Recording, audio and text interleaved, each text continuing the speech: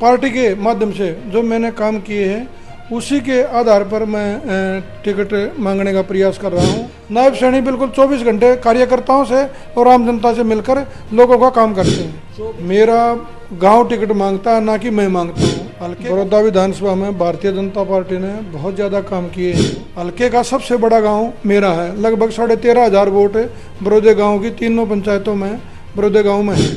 नमस्कार साथियों, आप देख रहे हैं जगत महान न्यूज़ और मैं हूं आपके साथ तेजवीर सिंह। साथियों, जगत महान न्यूज़ की टीम आपको अलग अलग विधानसभा क्षेत्र में जाके वहां के टिकट के दावेदारों से रूबरू करवा रही है, उनके विजन को आपके सामने रख रही है। टिकट का घमासान चल रहा है, चुनावी घमासान इसके बाद चलेगा, लेकिन इस टिकट के घमासान में कौन विजयी होता है उसका बाद में पता चलेगा। लेकिन फिलहाल जो इस टिकट की दावेदारी में शामिल हैं, आइए उनसे बात करते हैं। हमारे साथ मौजूद हैं बड़ौदा हल्का से कद्दावर नेता भूपेंद्र मौर्य जी। आइए इनसे जानते हैं कि ये पिछले प्लान के दौरान भी इन्होंने अपनी दावेदारी ठोकी थी और काफ़ी मेहनत की थी इन्होंने पार्टी के लिए, लेकिन उसके बावजूद इन्हें मौका नहीं मिल पाया था। अब की बार देखते हैं कि ये किस बिना पे अपनी दावेदारी ठोक रहे हैं। भूपेंद्र जी, सबसे पहले आपका स्वागत है। स्वागत है जी। सबसे पहले तो जगत महान के जितने भी दर्शक बंधु हैं उनको मेरी तरफ से नमस्कार जी। भूपेंद्र जी, आप लगातार 10-15 वर्षों से पार्टी में सेवा कर रहे हैं, लोगों के बीच बने हुए हैं और पीछे भी आपने जो है दावेदारी ठोकी थी, लेकिन आपको मौका नहीं मिल पाया। चलिए, वो तो एक टीस आपके दिल में होगी, लेकिन अब किस बिना पे आप अपनी दावेदारी ठोक रहे हैं? तेजवीर जी, मैंने बड़ौदा विधानसभा में काम किए हैं। काम के जो पार्टी के माध्यम से जो मैंने काम किए हैं उसी के आधार पर मैं टिकट मांगने का प्रयास कर रहा हूं और इसीलिए मैं दावेदारी कर रहा हूं, ताकि जिस लोगों का मैंने काम किया है वो लोग मेरे साथ जुड़े हुए हैं। उसी बेस पर मैं अपने विधानसभा से टिकट मांगने का प्रयास कर रहा हूं।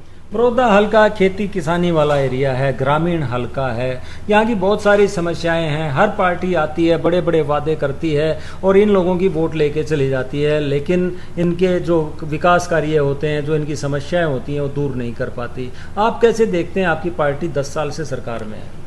बड़ौदा विधानसभा में भारतीय जनता पार्टी ने बहुत ज़्यादा काम किए हैं। मैंने अपने सामने ये सारे जो जितने भी कार्य हुए हैं अपने सामने देखे हैं। बड़ौदा माइनर का काम था, गंगाना से बड़ौदा माइनर भारतीय जनता पार्टी ने के सरकार में ही बनी थी, जिसमें 4-5 गांव का बहुत बड़ा बेनिफिट हुआ। उसके बाद बनवासा, छपरा, रिंडाना गांव में बारिश का जो पानी था वो भर जाता था, किसानों की फसल खराब हो जाती थी। वहाँ पे ट्यूबवेल लगवाए, ड्रेन की अच्छी तरह से निकासी का इन्होंने प्रबंध किया और जैसे और भी काफ़ी विकास किए। अवलाना गांव में मैंने SC चौपाल बनवाई, रेवाड़ा गांव में मैंने SC चौपाल बनवाई, चिटाना गांव में मैंने BC चौपाल बनवाई, शामड़ी गांव में मैंने वो स्टेडियम बनवाया और बड़ौदा में मैंने लगभग 4 से 5 ट्यूबवेल गहराई के लगवाने का काम किया और बड़ौदा से कालपग रोड बनवाने का काम किया और भंडेरी से बड़ौदा होते हुए जो बनवासा जो रोड गया है वो भी मैंने बनवाने का काम किया। ऐसे बहुत सारे काम हैं, मैं काफ़ी काम गिना दूंगा। कोई ऐसा गांव नहीं बचा हुआ जहां भारतीय जनता पार्टी ने काम ना किया हुआ। ये आपने भी बहुत सारे काम करवाए और जो मौजूदा पीछे प्रत्याशी रहे उन्होंने भी काफ़ी दावे किए, लेकिन उसके बावजूद भी कमल नहीं खिल पाया। ये तो बिल्कुल कम मार्जिन में हमारे जो पहलवान जी को टिकट मिली थी, योगेश्वर पहलवान को, कुछ लगा लो हमारी कमियां रहेगी भाई, कुछ कार्यकर्ताओं की कमी रहेगी, तो लोगों ने भाई कम मार्जिन से आ रहा था। बिल्कुल हमें फाइट में थे, थोड़े मार्जिन से ही आ रहे थे हम। लेकिन 9.5 साल तक जो है भाजपा की सरकार रही, लेकिन इस बीच में काफ़ी आक्रोश लोगों के बीच में था। कई बार तो ऐसी स्थिति बनी कि भाजपा के लोग गाँव में जाना भी उनके लिए आसान नहीं था।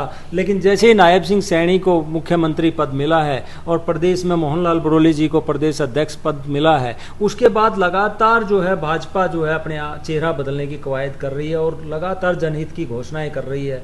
आप किस प्रकार से देखते हैं, क्या इसका असर पड़ेगा? जैसे ही लोकप्रिय माननीय नायब सैनी ने शपथ ली, उसके बाद जो उन्होंने कार्य किए हैं, लोगों को प्रति जो विकास के काम किए हैं, चाहे किसान हो, चाहे मजदूर हो और चाहे कोई कर्मचारी हो, सबको विशेष रूप से अधिक लाभ पहुंचाने का काम किया है और लोगों से, आम लोगों से भी रूबरू दिन रात 24 घंटे काम करने वाले मुख्यमंत्री हैं और सभी कार्यकर्ताओं में जोश आ गया है। जब से नायब सैनी मुख्यमंत्री बने हैं सभी कार्यकर्ताओं में जोश आ गया कि क्योंकि कार्यकर्ता पहले थोड़े से निराश थे कि माननीय मुख्यमंत्री जी हमारे से कम मिलते हैं, क्योंकि नायब सैनी ने वो परंपरा तोड़ दी है।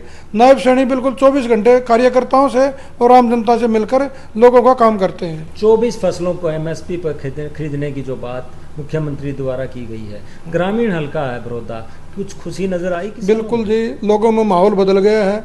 2-4 दिन से फोन आ रहे हैं हमारे पास भी, लोग प्रसन्न हैं कि भाई अब सरकार ने जो हमारे लिए काम किया है ना, हम भी सरकार के साथ खड़े होकर आगे बड़ौदा में कमल का फूल खिलाएंगे।